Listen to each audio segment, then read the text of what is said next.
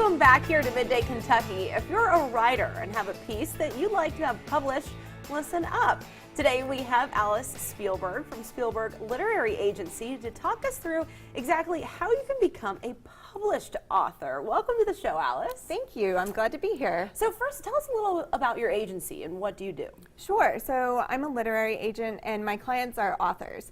So I help them kind of polish their manuscript to get ready to send to publishers, and then we work through the publishing process, getting that contract, making sure that it's fair for the author, and then ultimately managing their business career from that point forward.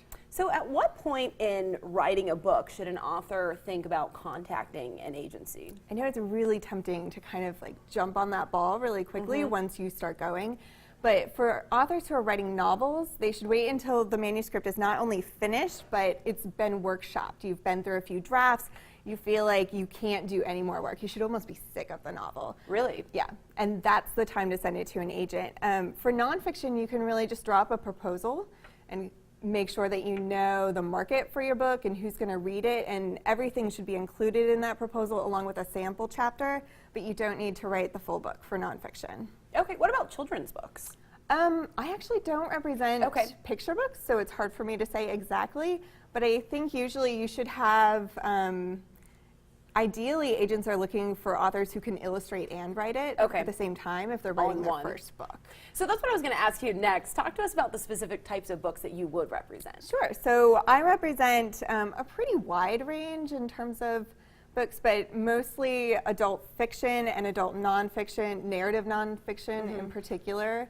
So like if you think of journalistic pieces that are spread out into a whole book, that sort of nonfiction. So tell us about what writers should be considering when they start thinking of an agency. Maybe they have a work finished. How do you know who to reach out to? Well, so for example, picture books would not be a good thing to send to me because I don't know the market.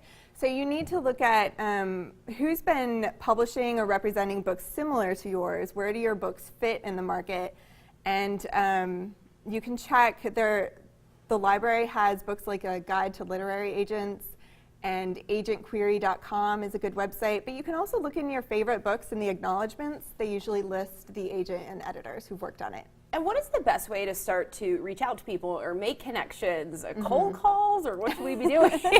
I get a lot of cold calls. I mean, I think I have about 1,000 sitting in my inbox right now that I'm behind on.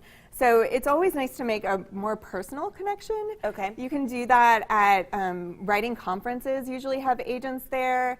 I do a lot of local programs, so I'm going to the Oldham County Library on Saturday and reaching out to some writers there and kind of talking to them in person about how to publish their books. So those personal connections, looking up local conferences and local writing events, are usually the best way to make that agent connection. And I want to ask you about some new releases that authors you're representing have coming out, because they're pretty special to Kentucky, right? Yeah, some of them are.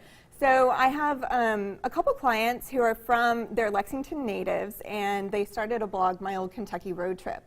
And so they have a new road trip book coming out in August that's called The State of Bourbon. And it's a little tour through the bourbon destinations in Kentucky and the myths and legends behind them. So that one's really fun and local. And then I have another book that's coming out in June, written by a Chicago Tribune author. And he's writing about the craft beer industry. Okay. So it's kind of how Goose Island sold out to Anheuser-Busch and what followed, and how craft beer became big business. Well, definitely of interest to everyone here in Kentucky. We appreciate you coming in to talk with us so today. much. We're going to put all of your information here up on the screen. We'll also post this over on our Facebook page for everyone to find the link. We appreciate the tips. Great. Let's send things to break, but we'll have your What's Poppin' on the other side.